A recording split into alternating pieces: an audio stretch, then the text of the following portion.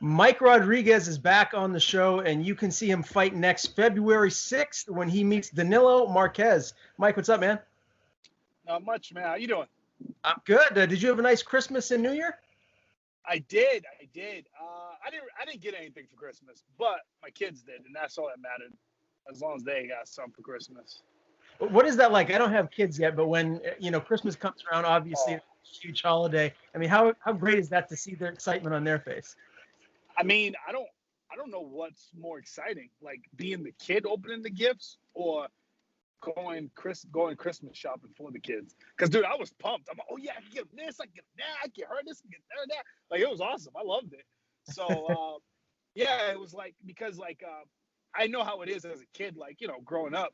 Like my mom, it was just her. So we struggled growing up, so we couldn't get everything on the Christmas list. But the fact that I was able to get things for my kids, like they made a list and I hit everything on the list, it felt fucking amazing.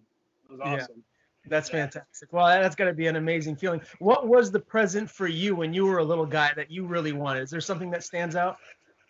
I wanted when I was one of the things I always wanted when I was a kid is there was this Nerf gun that I wanted. It was like the Manta Ray or some shit like that. It was like you put your hand in and you can like shoot two at a time, whatever.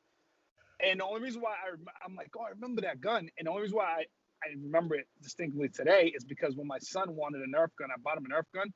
The Nerf gun I bought him was like $100, and I'm like, what the fuck?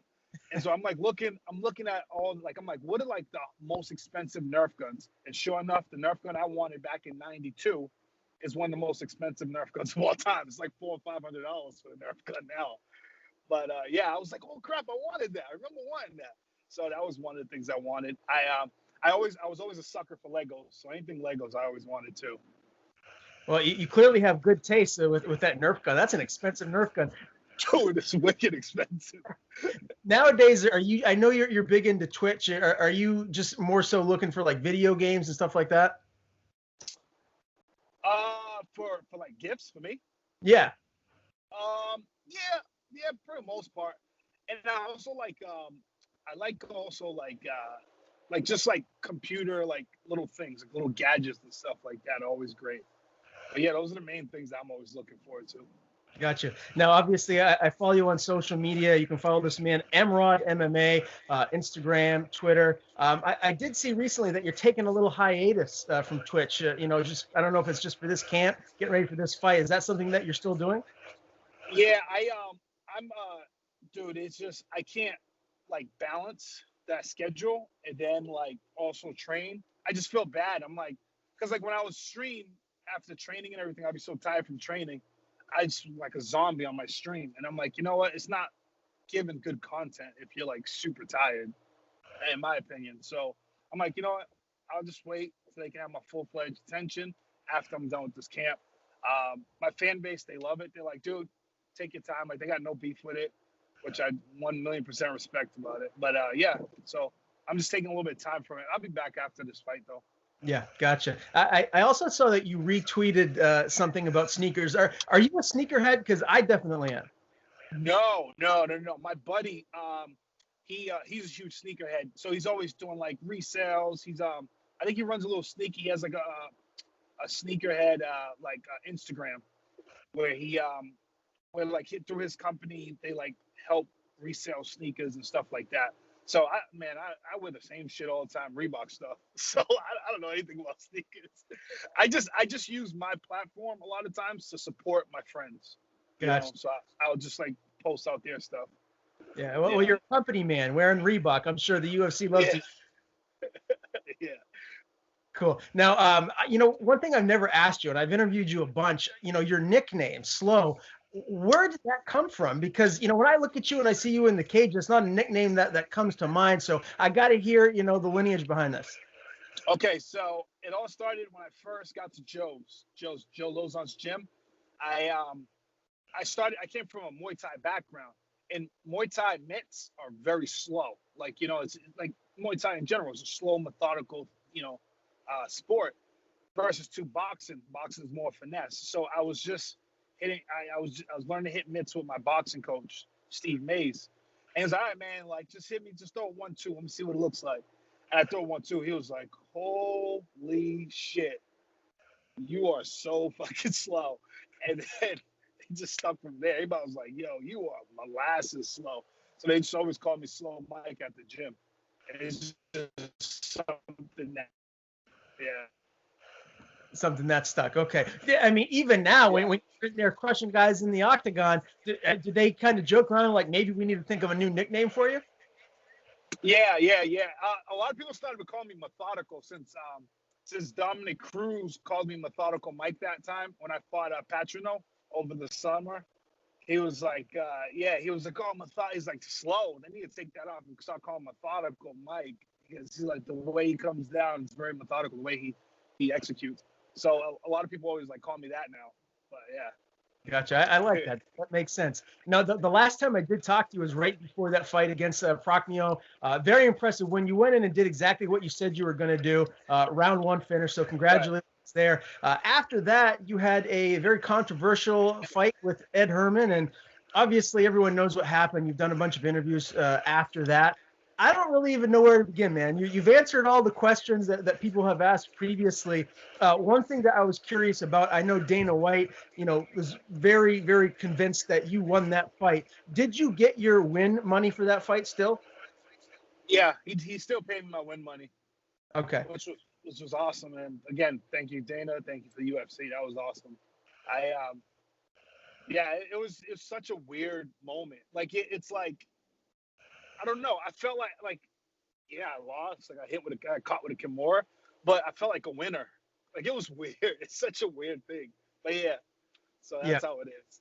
Yep. Do you still, looking back at that fight now, do you have a pretty good, I guess, head when you look at it, or does it still bother you? Because I know Tyson tried to get that fight overturned, and it still hasn't been as of yet. So does that still grind you a little bit? No, I moved on from it. I'm already past that. I'm thinking of Danilo now. I'm just thinking of Marquez. That's it. I like that shit's in the past. There's nothing I can do about it. What can I do about it? It happened. Right. I mean, this is a guy that was one of the early fighters on The Ultimate Fighter, someone that you grew up watching, and you know the story about that, and you got to fight him, and you went in there and did your thing, and you really should have won that fight. Does that give you more confidence, moving forward? Did you already know, like, hey, I'm already at that level? Yeah, I knew I was at that level going into that fight. Even after that fight, despite of what happened, I still it didn't shake my confidence or anything. I went out there, I performed really, really, really well. I was happy with my performance. I felt great. Still feel great about it. So yeah, I know I belong. So just keep trucking forward. For sure. What's going to happen moving forward if you find out that Chris Tognoni is going to be refereeing your fights? Is that something where you're? Man. I've been seeing him ref a lot recently too, in previous events after that fight. It is what it is. Another thing I can't control, so just go in there and fight. That's all I can do, and just hopefully I don't get screwed again. Yeah. Well, you're going to have your chance to go in there and really make it right here on February the 6th. Have you been catching up on any Netflix during this camp at all? I mean, I know you still need your downtime to recover and whatnot. I know you wanted to watch season 2 of The Boys. Have you got a chance to catch up on that? No, I just finished. So I've been going through this phase where I'm like watching old shows that I already watched before. So I'm rewatching a bunch of old shows. Like I just finished rewatching Rescue Me. I just finished that last night. I want to start watching Bulwark Empire. So I might do that again. And and maybe The Wire. Something like that. Do you have a favorite? Yeah, I've been rewatching stuff like that. Very cool. Do you have a favorite series of all time? Favorite series of all time? I would probably say The Wire. Oh, that's a good one. Yeah. The Wire, I love it. It's fucking perfect.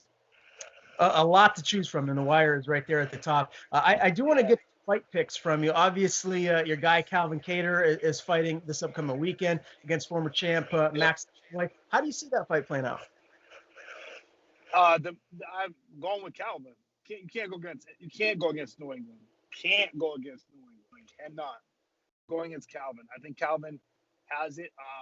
He's definitely going to open up his whole toolbox, and he's going to do some damage. And he got that power from start to finish, man.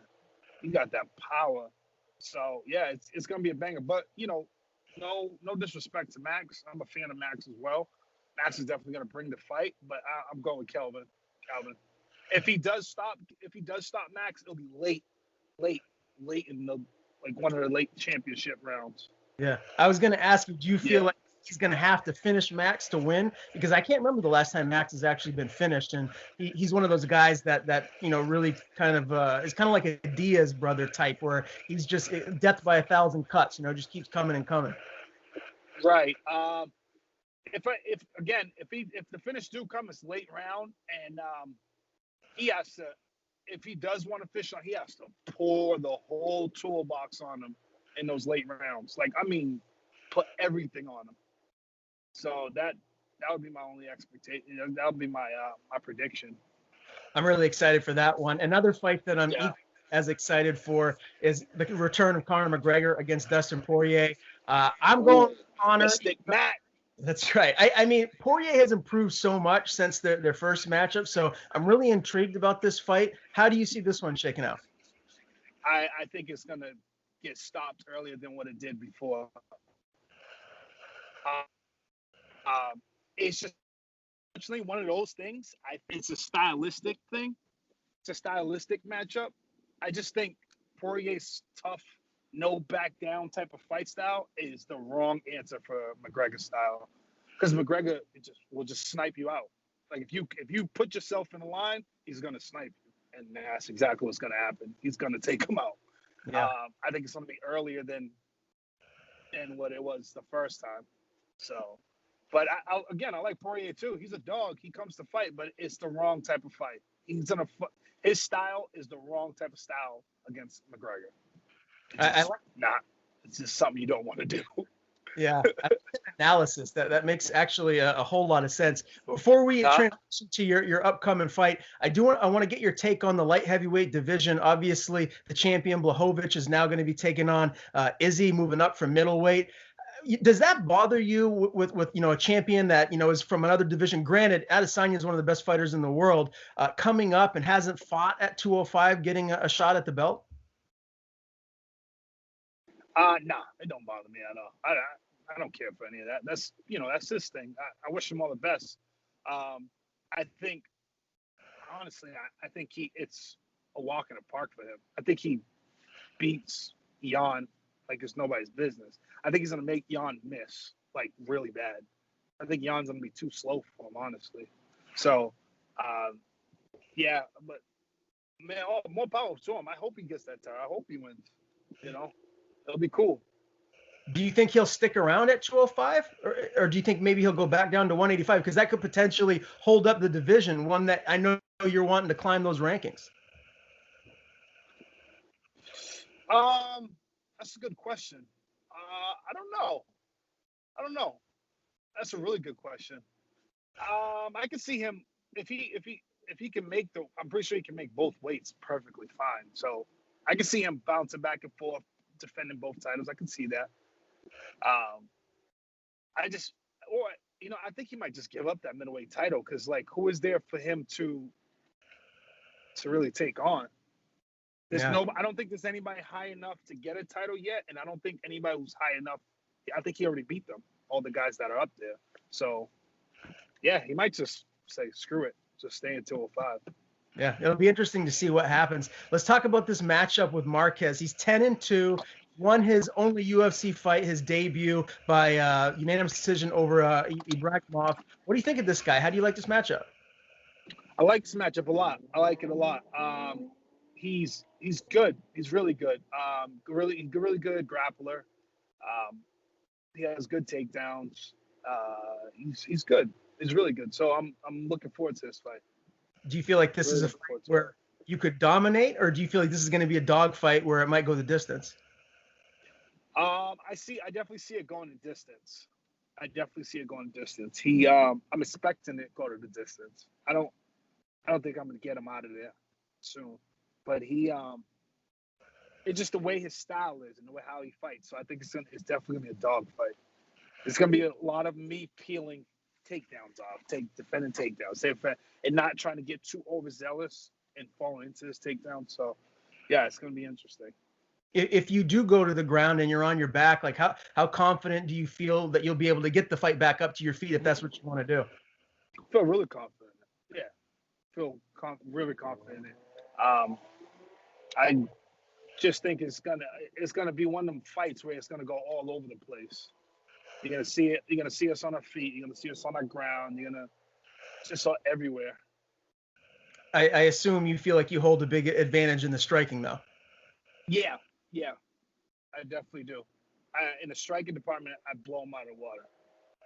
So after this fight, if you get this win here, like what are you hoping is next for you in 2021? What are your goals that you're hoping to accomplish before this year is over? I'm just trying to just stay more active. I want to, like, if I come from this fight unscathed, nothing, I probably want to take like maybe like a month off or maybe a week off, whatever. Maybe more like a month, and then hop right back to it. Like, let's get into another camp. Like, I want to be busy this year, very busy. I just want to fight. That's it. I know that excites the fans to hear because you're a fighter that we all love to watch. So as always, Mike, I appreciate your time, my man. Before I let you go, tell people where to find you on social media, and if you want to thank anybody, the floor is yours.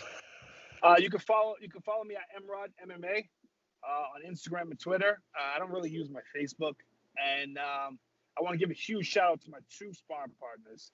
Ross Levine is a Glory kickboxer. He's been helping me through this whole all of last year and pretty much all of this year. He's like my cohort buddy. It's just him and I. And then we added a couple other guys into the mix. We added Pat McCrowan. He fights out of CES. Really good dude, really good wrestler, strong kid. I fought him actually as a pro coming up. He beat me, and so I've been using him a lot for this training camp. And yeah, and just give a shout out to all my coaches, man, and my man Mike Perry. Mike Perry definitely. He's been helping me out something galore.